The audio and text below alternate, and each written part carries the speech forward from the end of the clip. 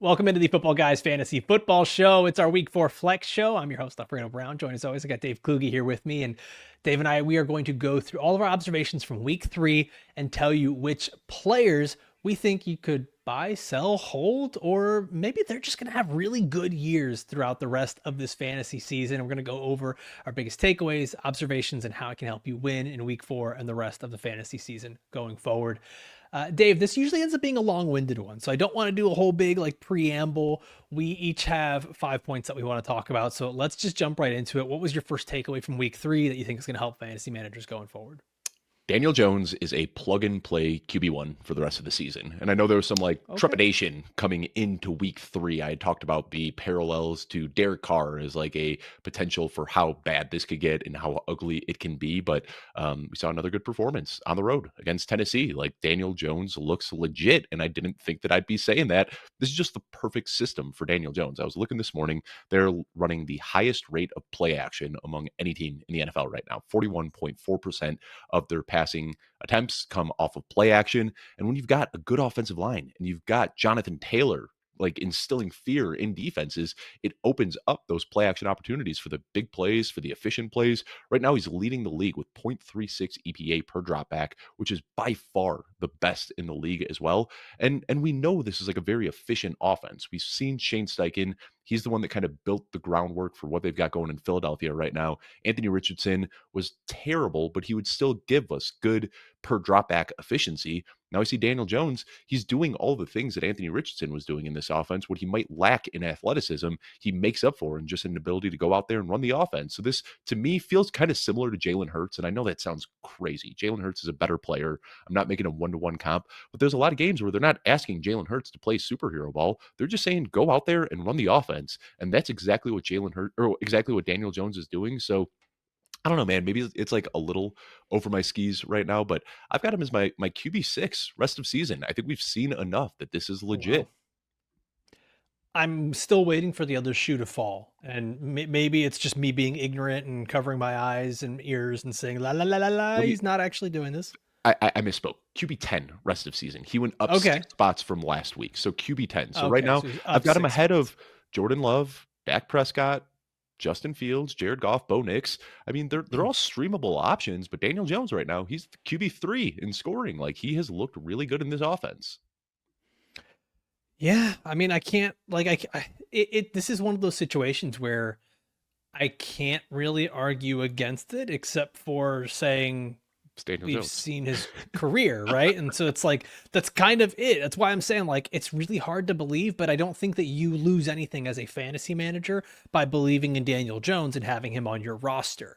I think you're at the point now where you can start him over a lot of players. Some of those guys, I think I might still start over Daniel Jones in certain weeks, but he's right there. There's leagues where I've had Tua Tagovailoa as the second quarterback, immediately dropped him to keep Daniel Jones. There's a lot of those scenarios where Daniel Jones is a really good QB2 for your fantasy team, but kind of what you're saying, Dave, it's the truth. He's at the point where he is a QB1 for your fantasy team. And the thing, we haven't really seen him. Week 1, he had a cake matchup against Miami and, did what he was supposed to do in that matchup. Right. But since then, the Broncos, good defense. Titans, good defense. And he's got another good defense this week against the Rams. So I do kind of feel like this is built on a sand foundation, where it could fall out from under him at some point. But we've been saying that now since week 1 and after week 2 and now again after week 3. If he can make it through this matchup against the Colts, the schedule, or against the Rams, the schedule does open up a little bit. He's got the Raiders, he's got the Cardinals, and then we can be looking at some smash spots. So I understand if anyone still has some trepidation with this matchup against the Rams in week 4, but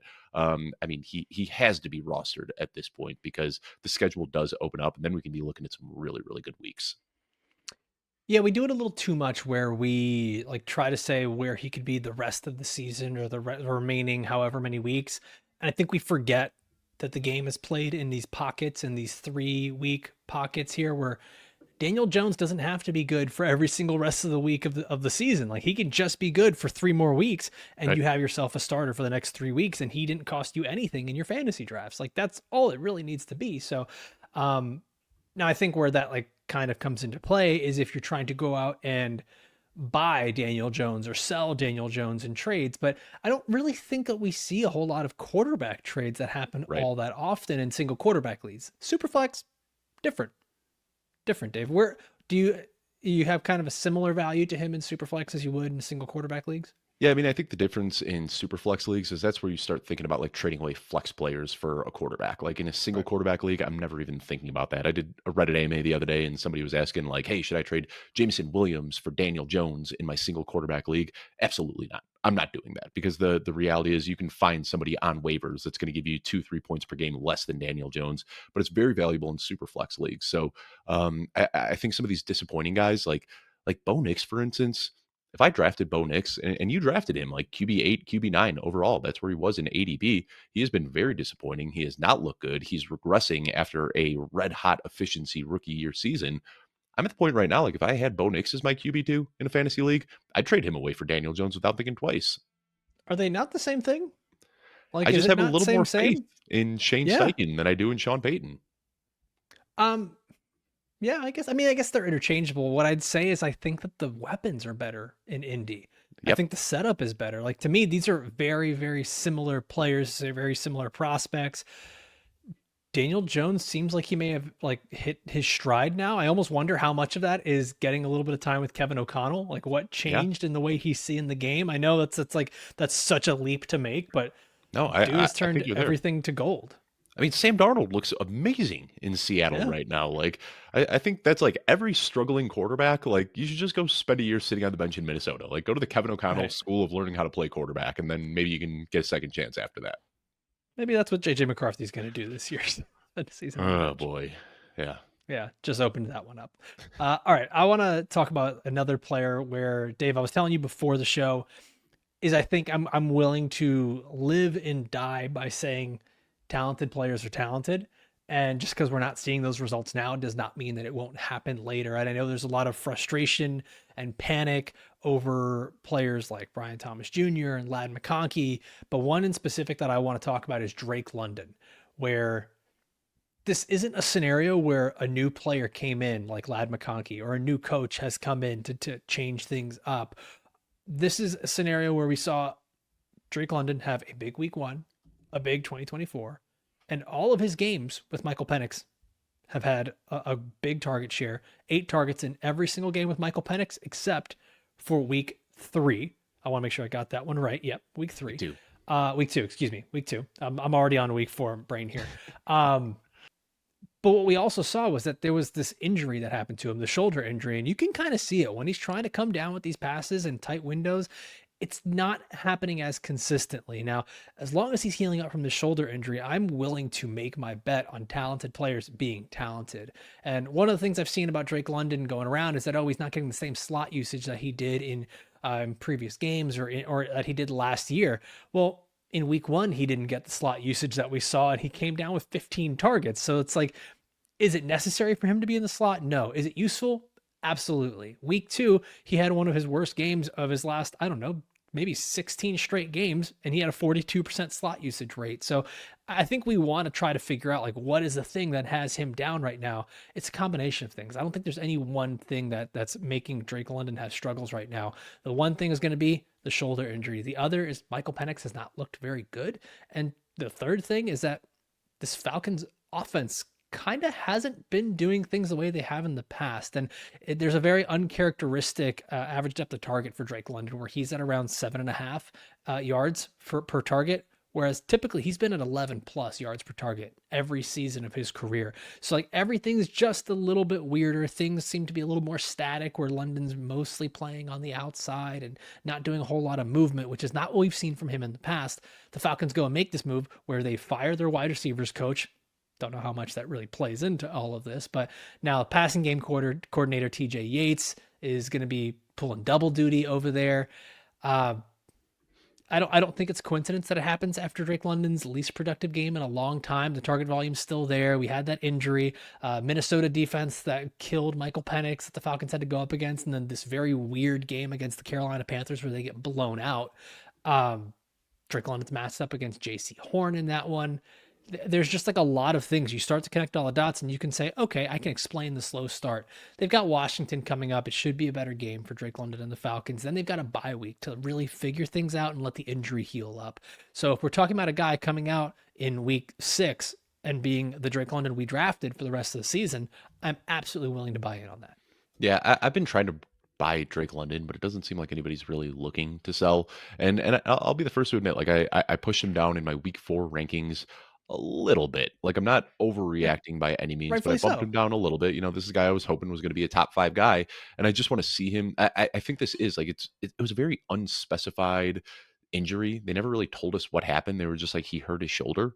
They said he might not play, and he played through it. But like he has clearly been limited when you watch the film. Like he doesn't look like the Drake London of old. So whether that's this week, next week, 2 weeks down the road, I have confidence that he's going to bounce back. Target share is one of the stickiest stats out there, and this guy since his rookie season has consistently pulled a 30+% target share. I don't think that just randomly falls off. Like that's not how that happens. I think the biggest fear with Drake London has nothing to do with him, the player he is, his injury, or anything like that. It's Michael Penix. Michael Penix has not looked good so far to start the season, and they've had some tough matchups, but we see talented players overcome bad situations all the time. Like they're going to continue force feeding the ball to Drake London. So I'm with you. I'm buying Drake London. I'm not panicking by any means. Maybe bumped him down a little bit from my draft rankings, but still he's a low end wide receiver 1 for me. Yeah, same here. Same here. Dave, who is another player that caught your eye after week 3? You know, caught my eye after week 1 and week 2, and even more in week 3. But coupling this with a guy who has not caught my eye, I in my rest of season rankings, I put James Cook ahead of Saquon Barkley. Do you think that's crazy, Okay. Alfredo?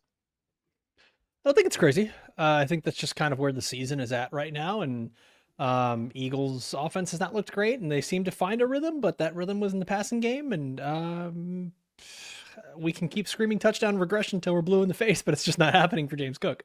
Right. And the thing with Saquon Barkley, I know they've had like very tough matchups to start the season, but the analytics are not good right now. Fewest yards per attempt of his career, except for if you look at that the season that he blew his knee out in week 2. Fewest yards after contact per attempt since the year after his ACL tear, the lowest broken tackle rate of his career, and like the metrics are really bad for Saquon Barkley right now. Now I went back and I watched every single touch of his last night, like spent hours going through Saquon Barkley film to see if I can see what's going on here. The thing is, like, he still looks like Saquon Barkley. Like when it's blocked and he gets an opportunity, he still has that burst and he can explode through there. The big thing that we've seen with Saquon Barkley, though, he's never been like the Frank Gore type of running back that's just going to get you positive yards on every single play. He's the type that like hits his offensive line, picks up a yard, 2 yards, 0 yards, -2 yards, and then 78 yards. Like that's what he has always been, kind of like an Adrian Peterson type of compiler. And we just haven't seen those big plays this year. Like we've seen a couple that he's, scored or rushed for 20, 25 yards, but like we haven't seen those big plays. And maybe those are coming down the road, but it hasn't happened so far this year. He still looks okay on film, but I just can't ignore these numbers. Meanwhile, when I'm looking at James Cook, still relatively young, 25 right now. James Cook. He turns 26 tomorrow, so happy early birthday to James Cook. But he's getting the red zone touches. He's catching passes. He's ripping off big runs. We were hoping that Ray Davis would be involved, but he was just a 0 last week. I mean, this is very much so just the James Cook show. So I'm at the point right now where like I don't think you need to sell Saquon Barkley for the sake of selling Saquon Barkley, but I bumped him down 2 spots, moved James Cook up 2 spots, and now I'm at the point where I think like if you drafted Saquon Barkley in round 1 and you're not too happy with the production, I don't think it's crazy to go out there and see if you could move off of Saquon Barkley and get James Cook. Dave, have you been able to see what the stacked box rate is like for Saquon Barkley and the Eagles? Because I'd have to imagine it's pretty high, everyone knowing that the Eagles are going to be running constantly. Yeah, hold on. I'm looking it up right now. Bear with me. Page is loading. That's what I was looking for too. Not as high as you'd expect. Stacked front Interesting. carry rate on 1.7% of his touches. That ranks outside of the top 30 for running backs. Average defenders in the box, 6.4. That ranks outside of the top 30 as well. He's actually seen a base carry front rate, which is 6 defenders on the line at one of the highest rates in the league. So that's got to be even more surprising. Yeah, yeah. And like I said, like there's a handful of plays where, they open it up and he looks like Saquon Barkley where he does his bouncing around and his jump cuts and he gets downfield quickly. Right. But like a lot of the stuff that we've seen is him breaking tackles in the second level, ripping off those big plays, and that just hasn't happened this year. Yeah, and I wonder how much of it too is just like the Eagles offense hasn't been clicking and there hasn't been the sustained drives either. And the more sustained drives you have, the bigger opportunities you're going to have for defenses to spread out and things to happen a little bit more for Saquon. But yeah, I mean, like everything that you're saying and everything that we're seeing is is absolutely concerning. I just don't think there's anything actionable that you can do with it, right? Like you're not selling Saquon, you're just kind of holding on to him and I'd sell him for adjusting your James Cook. expectations. I mean, yeah, if someone's willing to, would you Yeah. would you make that trade if you're the James Cook owner?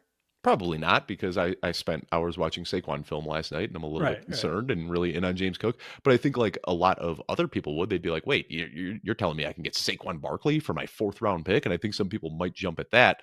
I mean, the other guys I have ahead of Saquon Barkley, you're not pulling off trades for. Nobody's giving up Jameer Gibbs, Bijan Robinson, Jonathan Taylor, Christian McCaffrey. You're not giving up those guys for Saquon Barkley, but I think somebody might give up James Cook.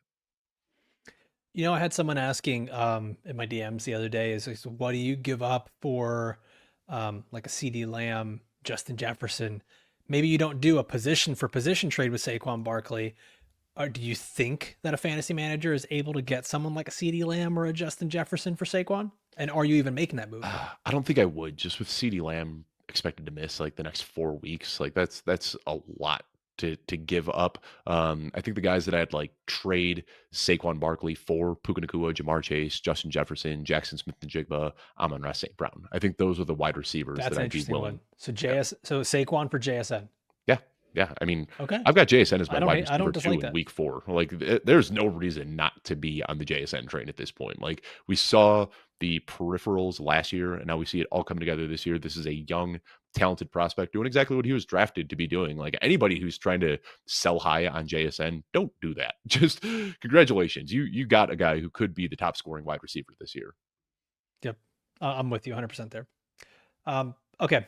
Back into the talent wins. So don't be worried about the slow start thing. Josh Jacobs, right now, I think this is actually the time to buy low on Josh Jacobs, or if you have him and you are the Josh Jacobs manager, just keep holding on. Keep holding on because he's been just mediocre enough that you are not losing your matchups because of him, but things are going to turn around for him. Right now, everything points positively for Jacobs. We know volume is king for running backs. It kind of always has been. But if you have a running back that can make plays on top of that, that's great. Right now in the Packers backfield, there's no other running backs that are really taking touches. I think we had thought maybe it would be Marshawn Lloyd. His injury has held him back. And then we're like, okay, well, it's Emmanuel Wilson, right? No, it turns out it was Chris Brooks. And then it's like, well, no, it turns out it's really nobody. Like this is just Josh Jacobs all on his own.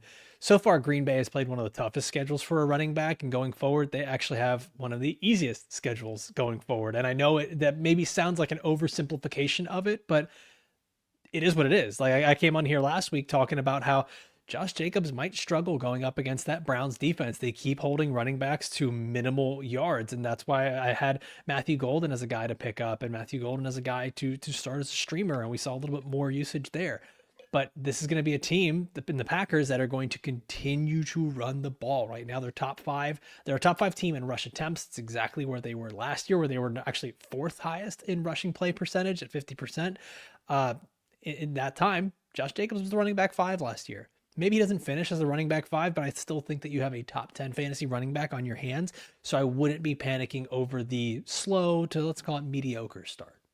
Yeah, I'm not panicking either. I mean, Josh Jacobs, he's one of the few workhorses in this league, and where some of the other workhorses, Chase Brown, haven't looked so great this year. Josh Jacobs has looked good, and the offensive line looks good. Like you said, a really tough schedule to start. But also, a nice sign last week was that like when the pass game was struggling because they were just getting mauled by that defense, they threw to Josh Jacobs a lot. He had 9 targets last week, showing that he's got some upside as a pass catcher as well when the run game can't get going. So I think last week was just a classic trap game for Green Bay. They were feeling themselves coming off a 2-0 start. You had guys in the locker room talking about how this team could go undefeated, and then they got met by a better Cleveland Browns defense than I think they realized. And it really changed how Jordan Love had to play the ball or play the game. We saw in the first Yeah. 2 weeks leading the league in intended air yards per attempt. And then last week, when they couldn't get the ball moving downfield, dropped to the lowest intended air yards per attempt of any quarterback in week 3. But that ended up benefiting Josh Jacobs. So I think we've seen now 2 outs. Like if they're winning the game, they're going to be able to lean on Josh Jacobs and give him 15 carries in the second half to just eat up the clock and eat up the field. And when they're down, they can use Josh Jacobs as a guy out of the backfield who can catch passes. So, yeah, we talked about this in the offseason. We said Saquon Barkley, or we said Josh Jacobs is kind of like a cheaper arbitrage Saquon Barkley. And I think that's what we're seeing now. Like a young guy who catches passes and gets goal line work on a good offense. There's a lot to like about Josh Jacobs. Would you rather have Josh Jacobs or Saquon Barkley? I can't get there yet. Okay. I've still got. I had to ask Barkley. the question. I had to ask the question. One spot. I've got Saquon Barkley as my RB6 and Josh Jacobs as my RB7. So wouldn't fault anybody who wants to make the move, but I'm not personally doing it at this time. So what about some of these overperforming running backs right now, like a Jaylen Warren, who people have been very excited about? He's played very well. Would you trade a Jaylen Warren to go and buy a Josh Jacobs? Yeah, not even close. I mean, like that's such an easy yes. Like I'd almost feel guilty sending that trade offer because it feels like disrespectful. But if somebody's willing to give up Josh Jacobs for Jaylen Warren, yeah, do that. So let me throw out a couple of other names. Javonte Williams. Yes. Okay. Travis Etienne. Yes. I mean, I prefer Josh Jacobs ahead of all these guys. I can make it easy for you right now. I prefer Josh Jacobs ahead of Derrick Henry. I prefer him ahead of Devon Achane. I prefer him ahead of Kyron Williams, Ashton Jeanty. So he's way up. I've got him as my RB7 on rest of season rankings. Fair. So you don't have to convince me on this one. I'm picking up what you're selling, and I'm right there with you. Like I'm trying to buy low on Josh Jacobs. My faith has not wavered. Like I think he is still a high end RB1. I figured you were pretty much in the same camp. I'm trying to do like the thing where it's like, let's get some names out there because I know there's a lot of people at home that are playing and they're like, yeah, but my Javonte Williams has been so good. And, Josh Jacobs has been so meh. And it's just, you kind of have to ask yourself, like, what is going to win out as the season goes on? Is it going to be the opportunity mixed with the talent, or is it going to be like the hot hand where we're at right now? The Cowboys are starting to get some problems too. Yeah. But that's for another show. We'll say Javonte looks good too. I don't think we're going to talk about him on today's show, but not a player that I'm trying to like sell low on or sell high on by any means. But I would prefer a guy like Josh Jacobs ahead of him. But I think in most cases, if you drafted Javonte Williams, that's just a hold. Like, congratulations. You got, in round 8 of your draft, you found a guy who's giving you RB1 production. At worst, I think the volume is going to be there to keep him propped up as like a top 15, top 20 guy for the rest of the year. Yeah, there's a bunch of those names like the Javonte Williams and Daniel Jones where it's like 3 weeks in, it still doesn't feel real, and you're kind of waiting for them to turn into the pumpkin, and it just maybe doesn't happen. And this is the new norm for them. All right, Dave, go ahead. Let's get your next one. So I published my rest of season rankings on Monday night, and when I publish these, I put Omarion Hampton as a top 10 running back. I've got him as my RB10 rest of season. And now I'm starting to feel like maybe that's too low. I went back and, again, prepping for the show, watching film on all these guys. And I think a lot of the things that I didn't like about Omarion Hampton through the first couple of weeks seem to not be in his game anymore in week 3. Like, we're starting to see him look like a better running back. In weeks 1 and weeks 2, there was a lot of running into his own offensive lineman, just being like overeager as soon as he'd get the ball. And then especially juxtaposed alongside Najee Harris, who doesn't have the athleticism and the burst. Like, he is a patient runner who wins on vision and savviness through tight holes and things like that. And Omarion Hampton was just like a bull in the china shop. He'd get the ball and he would just run full speed into the back of his own offensive line. Week 3, it seemed like the game started to slow down for him a little bit. And it's a big jump going from, playing at UNC to playing on one of the best offenses in football. And I think that there was just kind of a little acclimation period. But when I was watching him against this Broncos defense, which is a very good run defense, it did seem like it slowed down for him a little bit. We saw him making some nice plays through really tight creases, which we didn't see a lot of in the first couple of weeks. We didn't see him bouncing as many runs outside. I think the thing with Omarion Hampton is we've yet to see that big play, but we know he's got it in him. I mean, this is a size speed guy, off the charts, size adjusted speed score. If he gets into the open field, nobody's going to be able to catch him. We just haven't really seen him get past that second level yet, but it's only a matter of time. So right now, I've got him in my published rankings as my RB10. But when I look at this group of RB7 through RB10, Josh Jacobs, Derrick Henry, Devon Achane, and Omarion Hampton, they are so close for me that, like, Omarion Hampton is just as close to RB7 as he is to RB10. I don't know how much you're buying into this. I think they might bring in a veteran, whether it's Gus Edwards or maybe we see Hassan Haskins or Kamani Vidal get some extra work here. But I think we're going to be looking at like a 70 to 80% opportunity share for a young, talented running back behind a good offensive line on one of the league's best offenses.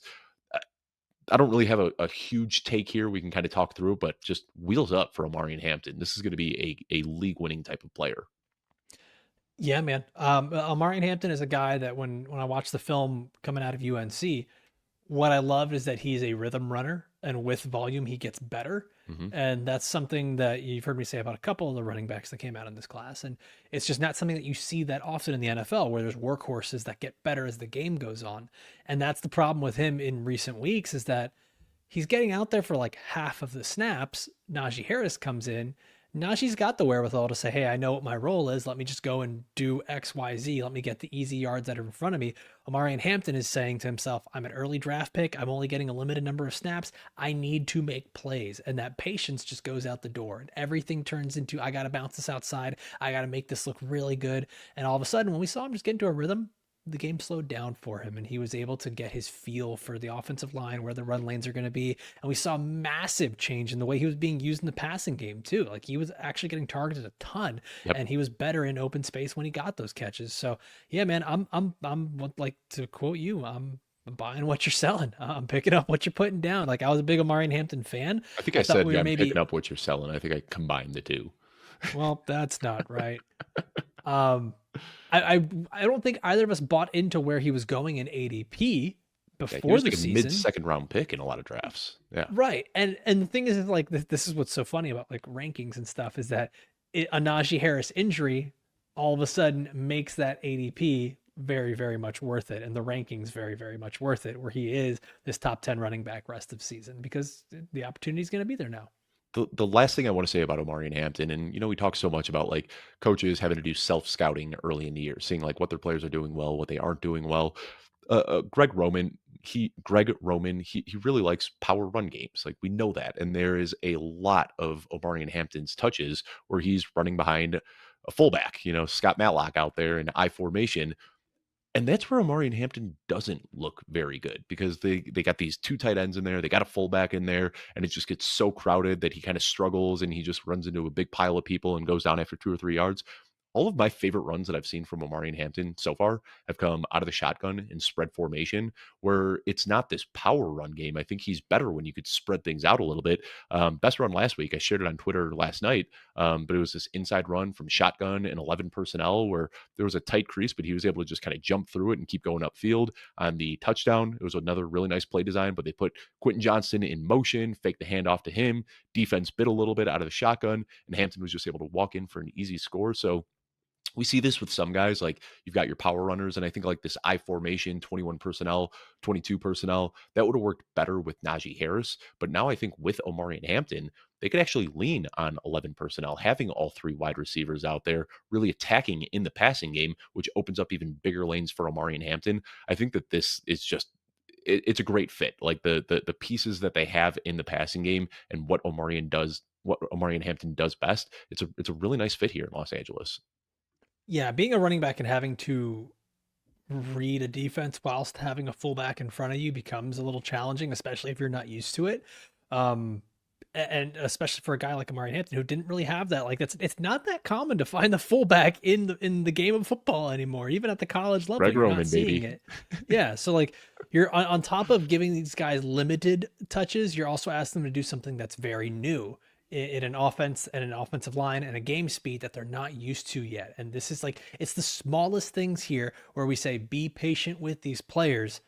And a lot of times someone will look at the stat line or a play, like for example, like just to throw his name out there, Ashton Jinty getting tackled behind the line of scrimmage. And it's so easy for the viewer or the fantasy manager to say, well, this guy sucks. He only got me 8 fantasy points and he got 30 something yards. And the only thing that saved me was some catches. These things take time. These things absolutely take time. And Omarion Hampton, I think, is going to be a big benefactor of it. And Dave, there's one person like I want to kind of just like smush into this, since we are talking about the Chargers. Oronde Gadsden the second. Yeah. Woo. I am excited.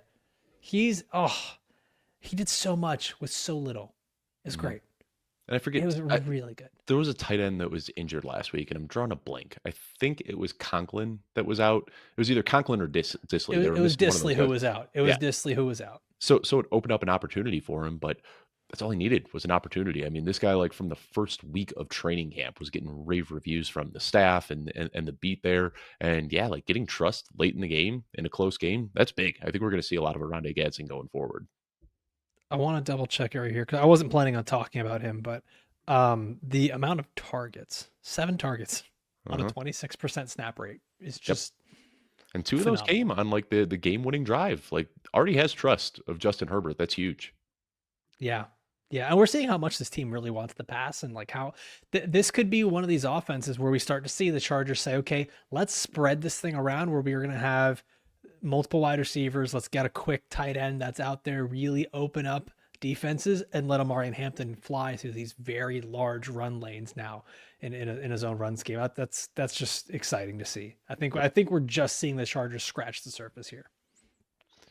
All right. Another guy I want to talk about, Chris Olave, currently leading the NFL in targets. And I think he might actually retain that NFL target lead as the season goes on.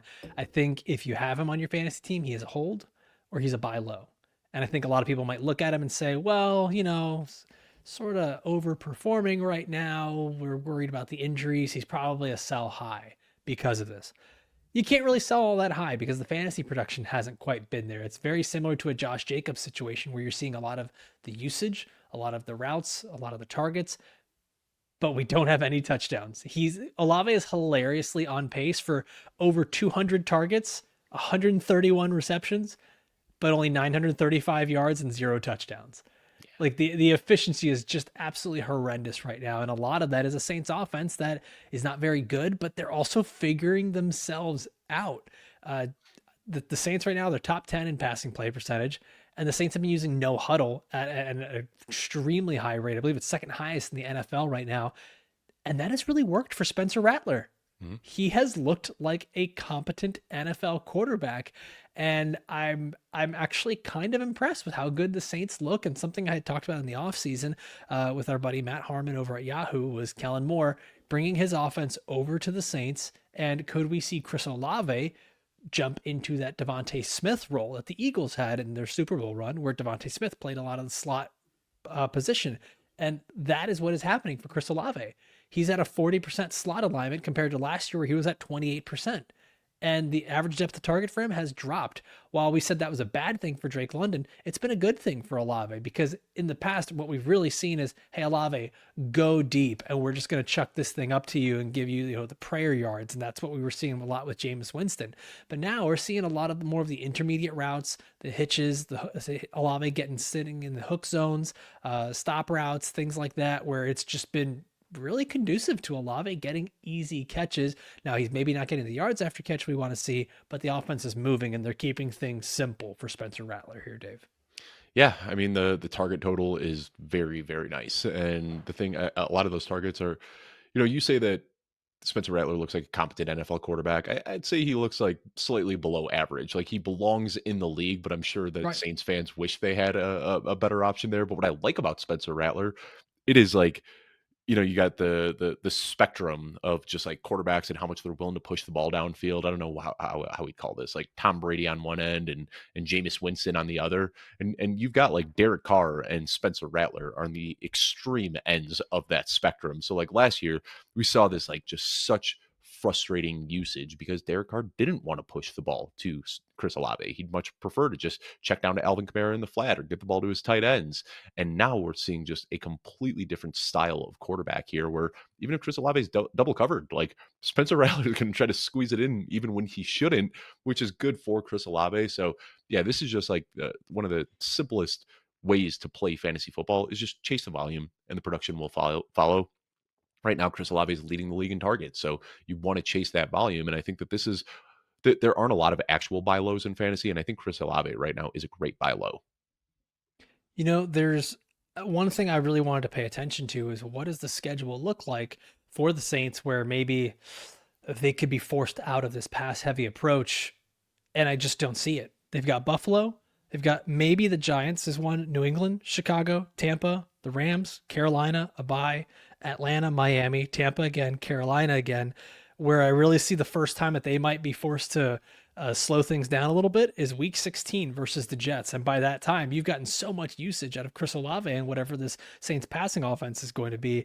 I don't expect them to slow down their passing play percentage, their no huddle rate, the way that they're doing things. They are Rocky Balboa. Like they are just going the distance in every single game. They are the undersized fighter that is just staying alive through every game. And this is what they need to do to keep doing that. It's just pass the ball a ton. Yeah. So you're not going to get pushback from me on this one. I mean, I don't know what I'd trade away for Chris Olave. I think that's where the discussion, trying to put an actionable spin on this. Like, Yeah. I mean, like I'd trade away Travis Hunter. I don't know if anybody's buying Travis Hunter right now. Right. But that would be awesome if you can flip your Travis Hunter into a Chris Olave. Terry McLaurin dealing with an injury right now, so people probably aren't buying him either. I don't know, like Michael Pittman. What would you take, Pittman or Olave? Oh, that's an interesting one. Because Pittman has looked good. He's healthy right now. He's the clear wide receiver Yeah. in this offense, and he's performing. That's a tough one. I mean, I've got those guys pretty close. I think I'd rather Olave, but it's not by much. So Olave was a big riser for me this week, and Marvin Harrison was a big faller for me, and they are suddenly very close in rankings. Is that one that you'd make? I still prefer Marvin Harrison Jr. ever so slightly, but they are very, very close. I do too. I think, and this might sound like crazy, I think I might be willing to give up on Debo and trade him for Olave and something, because Debo has been so good this year and giving you so much production. Someone might buy in on that. I think it's also probably just easier to do like cross positional, not wide receiver for wide receiver. Like you rarely see that happen. I'm trying to think of like what would even work on a running back side. TreVeyon Henderson? Are you willing to give up on TreVeyon Henderson yet? No, turn that into a Olave? All right. No. I'm If not anything, either. I want to buy TreVeyon Henderson. I want to go the other way. RJ Harvey. What about him? Another disappointing rookie. J.K. Dobbins feels like a guy that I'm willing to trade like a lot of. Yeah. I mean, it does feel like just trade him away. It's J.K. Dobbins. Like we know how this song and dance goes. Never want to predict injury, but every year it's like J.K. Dobbins is back and he's hurt. So I kind of would understand anyone that wants to do that. What about Jaylen Warren? You think that's too much? I think it's going to depend on the makeup of your team. Like if you have an embarrassment of riches at running back and Jaylen Warren just happens to be good for you, I kind of like that. Going out and getting yourself some volume with Olave. I think I got the perfect. Steelers. I think I got the perfect guy to trade with Chris Olave right now. Cam Scattaboo. I know people are very excited. I was going to ask what we saw in this primetime game. But I also think that like people are too excited about Cam Scattaboo right now. I'm not saying that like you need to trade him away, but I think this is like the perfect guy to trade Scattaboo for right now. Well, he is red hot coming off a primetime game. Everybody's excited about him. There isn't any excitement around Chris Olave. And the reality is like Tyrone Tracy, that injury looked bad, but we got word yesterday that it's going to be 2 to 4 weeks. And Tyrone Tracy was the starter before he got injured in this game. Even if he doesn't come back to being the full-time starter, he's going to carve out 40, 50% of the touches for himself. Like this is not going to be Cam Scattaboo running away with 100% of the opportunity share for the rest of the season. So I think that would be kind of like the perfect move right now. If you've got Cam Scattaboo, you need some help with wide receiver. Cam Scattaboo is just kind of found money on your bench right now. I'd gladly trade him for Chris Olave. You know what? I like that. And looking over at Cam Scattaboo with back-to-back touchdowns in each of the last 2 weeks, and then we really haven't seen him hit even a 60% snap share. Right. What really stood out to me is the amount of targets and receptions he got, because he's not really the passing down guy. Like he struggles with pass blocking. He doesn't always have the best hands. So to see what he was able to do last week, and now Russ is not the starter. So I know there's going to be, I think you're right, man. I think there's so much excitement around the Giants and what's going to happen with Jackson Dart, Cam Scattaboo, all that. And it's all Scattaboo to the moon, Dart to the moon, all that. I'm not saying the Giants are going to be bad. I will say I'm excited for Dart. I'm excited to see Dart I'm excited too, but we also just don't know his tendencies. Right. So to assume that we can expect anything near having a touchdown and 6 receptions on a weekly basis for Scattaboo while getting a 55% snap share just feels incorrect. Yeah. I mean, I saw some takes out on Twitter yesterday, and a lot of them were for like company accounts, Sleeper or whatever, like trying to get engagement on social media. But I saw a lot of Yeah. like, is Cam Scadaboo top 10 rest of season, or is Cam Scadaboo an RB1? Who do you prefer, Cam Scadaboo or Josh Jacobs? Like I saw all of this Cam crazy Scadaboo or talk on, Saquon Barkley. yeah, and in my head I'm just like, guys, like Tyrone Tracy is coming back in a couple of weeks, and like they like Tyrone Tracy, and it's a very complementary skill set. I think that once they're out there, the passing volume that we saw going to Cam Scadaboo over the last couple of weeks is going to go to Tyrone Tracy when he comes back. So he's a fun player. I think that even when Scadaboo or when Tracy returns, like Scadaboo can be a solid RB3, RB2 type of player. But this excitement right now coming off the primetime win would gladly cash in for an underperformer like Chris Olave. And I'll say this: I know, like we're one of the things I've seen whatever the narrative is that this upcoming week is just going to be a ton of volume for Scadaboo going up against the Chargers and Jackson Dart starting. Chargers have a good run defense. Chargers have a good defense overall, and this is going to be something where the Chargers offense is also quite good, and the Giants could be behind big time. So I think we are going to see a lot of passing from Jackson Dart, which is probably not what everyone wants out of the first start from him, or at least the coaches maybe don't want that out of the first start, but the fantasy managers do. So I don't know, man. Like I think I'm with you. I'm willing to sell high here on Cam Scadaboo. Let's go to the next player on here. What's another player that stood out to you? I mean, a lot of time when we were doing the show earlier, we were talking about a lot of like deep cuts and guys who were kind of surprising us on like the fringe. Mhm. Like I'm talking about some of the guys up top in today's episode because I think there's still windows to make trades here. Right now, I'm looking at Puka Nacua in the same tier as I'm looking at Christian McCaffrey. Like 1 and 2 players. I'm not going to try to say who is better, but like he is that good right now. He's the wide receiver 1 in fantasy scoring right now without registering a single receiving touchdown yet. He's got 29 receptions, that leads the league. 35 targets are second only to Chris Olave. And I think that having Devontae Adams there actually benefits Puka Nacua, as crazy as that sounds. Like they can't put all of the defensive focus on stopping Puka Nacua when they have another very good wide receiver 1 there, just a bully with the ball in his hands. Adding in the rushing, like, looking at total scrimmage yards, Jonathan Taylor, Bijan Robinson, Christian McCaffrey are the only guys with more scrimmage yards right now than Puka Nacua. I think the fear was that, Matthew Stafford was hurt and Puka Nacua had some injuries last year and Devontae Adams was in the picture. And these were all reasonable fears to have in the pre-draft process. But we've seen enough now through the first 3 weeks that we can just get rid of all of those concerns. It's crazy how hyper funneled this offense is, just concentrated on Puka Nacua and Devontae Adams. They're combining for a 69% target share.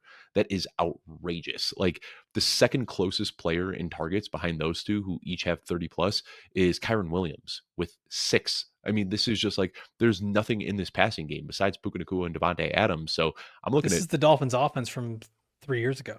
spot on, exactly, yeah, and it's just like they are forcing every single ball to these two guys. And Matthew Stafford, like you see it, like he looks, if Puka open, no, then I'm getting into Adams. Is Adams open? No, then I'm getting into Puka. Like there's nobody else that's even registering in this passing game. So not only do I have Puka Nacua as my rest of season wide receiver 1, but I still got Devontae Adams up there as well. I moved him up to my wide receiver 9 rest of season, and that might sound crazy to some people, but this is just such a consolidated offense. Right now, I would trade my Jonathan Taylor, Bijan Robinson, Jahmyr Gibbs, anybody but Christian McCaffrey to get Puka Nacua on my team. And right, and what's crazy too is like with the Rams is that teams can't play man against the Rams because you get so many of these crossing patterns that they can't stay with Puka Nacua when he's doing that. Devontae Adams is such a good route runner that you can't leave any single cornerback unless it's maybe like a Derek Stingley on an island with Devontae Adams. Like there's just both of these guys, it's just going to be pick your poison. So you end up having these defenses running a lot of zone against the Rams, trying to beat them with exotic blitzes and things like that. And Matthew Stafford's just too damn good. Like he can get the ball out quick and get it into those zones. And both of these receivers thrive against zone. So it's like, I don't want to say it, but if Matthew Stafford's not healthy for the rest of the year, like that's the only thing I see stopping them. Or Puka like, not getting healthy. That run through a defender's face every time I touch the ball mentality kind of ends up being his demise often. Yeah. Puka Nacua is basically Cam Scadaboo and Puka Nacua's body. The one last thing I want to say, you do talk about it, like zone coverage, like this Rams offense eats against zone coverage. We know that. But there were a handful of plays where they tried putting Stingley like one-on-one against Puka Nacua. And this is what really shocked me is that like he's just beating press man coverage now with ease. Like there was one play where he ran like a deep 20-yard curl and just like completely like Stingley was just lost. Like the handful of times that he drew man coverage in this matchup, he was beating those guys like a drum. So like they've got the passing concepts to beat zone coverage. And then if you say, hey, we're just getting eaten alive in zone coverage, let's go ahead and man up on these guys. Puka Nacua and Devontae Adams are both going to beat you in man coverage as well. Like there's just no answer for this passing attack. Yeah, the Rams are just too damn good. Like that's just all it is. All right, a guy that I want to talk about, and this is, I was trying to figure out, is this a hold? Is it a buy low? Do you wait and maybe try to buy low later? I think we're at a buy high moment for Quinshon Judkins. And I know that there's maybe too much excitement, like we said, about Cam Scadaboo. I think there's not enough excitement about Quinshon Judkins. I genuinely do not think that people are computing what happened here this last week on a 55% snap rate and how much volume he was able to get on that snap rate and how good he was going up against what could be the league's best defense in the Green Bay Packers. This is, especially on an offense that really does not have anything else working for it. This was so impressive, Dave, to see Quinshon Judkins doing this. Right now, 18 carries in a close game, even when they're losing. Got the third highest percentage of team rush attempts. Still on this team with the highest passing play rate of any team in the NFL over the last 3 weeks. So you're telling me this is the kind of volume that Quinshon Judkins can get when his team is still passing the ball at the highest rate of any other NFL team? Mm-hmm. What happens as this team gets better? What happens when they go up against opponents the not Packers that are not the Packers, right? What happens when the Browns defense is actually keeping them in close games and the Browns can now run the ball to control the clock? I know it's a little narrative-y, but sometimes you have to be willing to buy into the narrative. And I was looking ahead and I was saying, okay, well, he's got Detroit and Minnesota the next coming weeks, and those could be really tough opponents too. And normally I would have said, you know what, wait for a down performance against one of those teams and then buy low on Quinshon Judkins.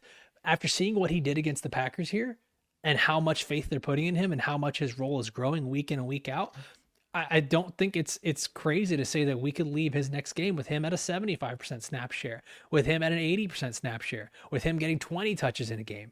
And it's going to be too late.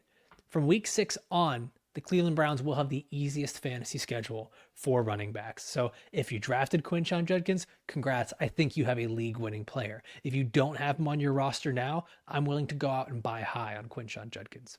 Yeah, I'm completely with you. And, I talked about Quinshon a lot last week on a lot of different shows. And I know you had some like apprehension when I talked about him as my start of the week, but it wasn't just you. Like Jeff Bell also, like he went as far as to call me crazy when I said it on our Friday episode. Like, oh, Jeff, I understand like there is a lot, but like I watched the film from week 2 and I was just like, this dude is unbelievable. Like he does things that Jerome Ford could never think about doing and Dylan Sampson could never think about doing. And I just saw enough that like this guy is tiers better than every other running back there.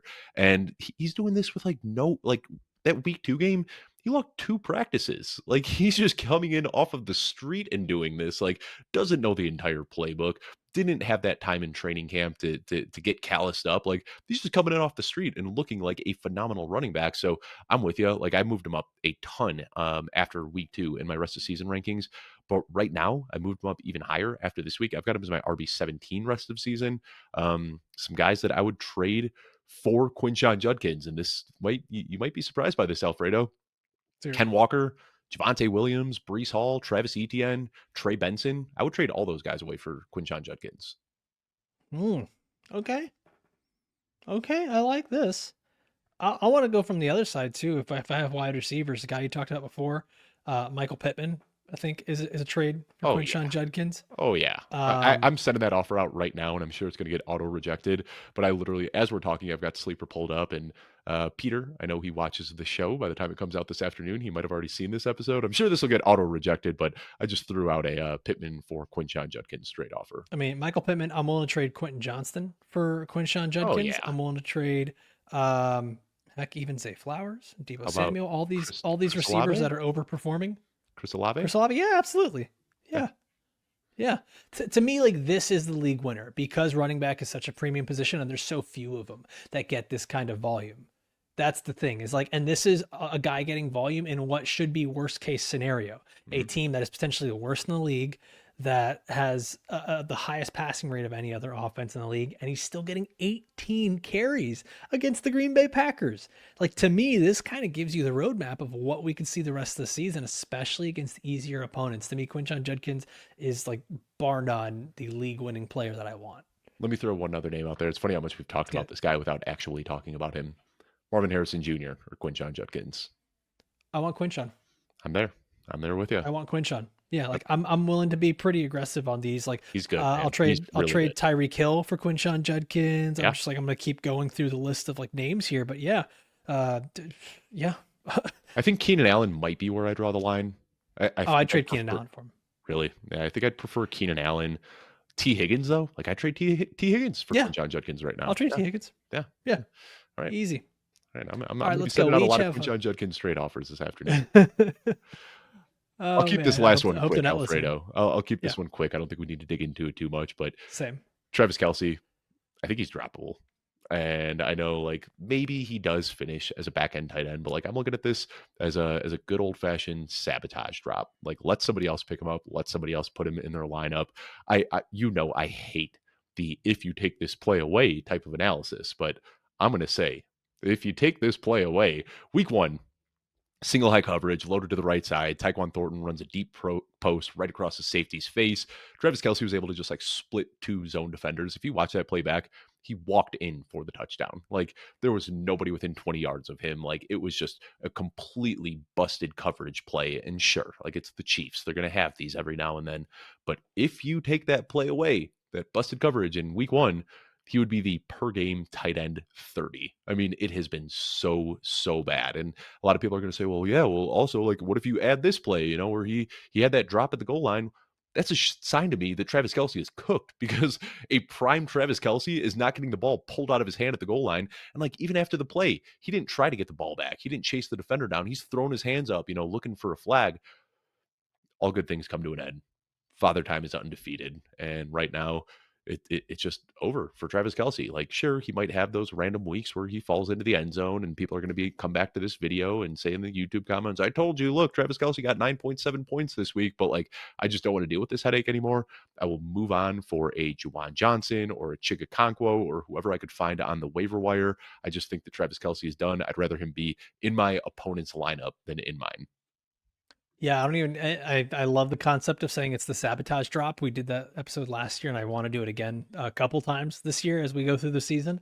I think that if you can get any sort of value just because of the name value of Travis Kelce, you try to make that trade immediately. Anybody will give up Jake Ferguson for Travis Kelce. Like, just do it. I don't think you see that. I don't think that you're going to see a lot of, like, same position stuff, but I think you're going to see a lot of those, like, the underperforming wide receiver, the underperforming running back, like those, like, I think, and I don't think that Travis Kelce is going to be a 1-for-1 swap either. I think that you're taking someone like a Travis Kelce and a J.K. Dobbins and turning that into Josh Jacobs, right? Like, I think that's what you're doing, is you're going out and making those trades, because the schedule gets horrible for Travis Kelce at the end of the year. You get Rashee Rice coming back, you get Xavier Worthy coming back, and we already know how bad Travis Kelce has been when Rashee Rice is on the field. I just don't want you. I'm with you. I want off this ride. Mm-hmm. All right, last guy I'm going to talk about. I'll make this one quick as well, because it's just purely speculative. But Luther Burden, if you picked him up this week in waivers, I would say don't panic if he doesn't have a good week coming up here. I don't panic if he doesn't have a good 2 or 3 weeks coming up. You picked him up for a reason. Let him be the stash. You should have known this is not a guy that you're starting up this coming week, and that the role will continue to grow, because there is a real possibility that he's the Bears wide receiver 2 in the second half of the season, which is why I'm saying to hold. Dave, you're a Bears fan. You know there's always the rumors floating around about DJ Moore's trade. It could all be nonsense, right? But there's enough of it going on out there. And the thing that I started to notice here is the way that Luther Burden was used. I know we didn't get a lot of participation in the routes. It was 31%. It's his highest of the season, and the snaps were the highest of the season. But it was the trust on big plays and what each of those plays were. So we got the big play where it's the flea flicker that's deep down the sideline for him, right? The jet sweep out of the backfield, utilization out of the backfield, which is something we typically see with DJ Moore. Screenplay inside the 10-yard line in the red zone, typically something we've seen with DJ Moore. Big catch over the deep middle of the field, typically something we're seeing with DJ Moore.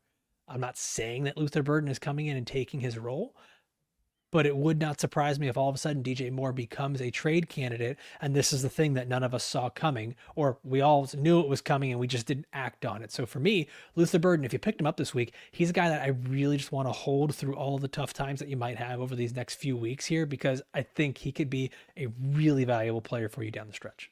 Yeah.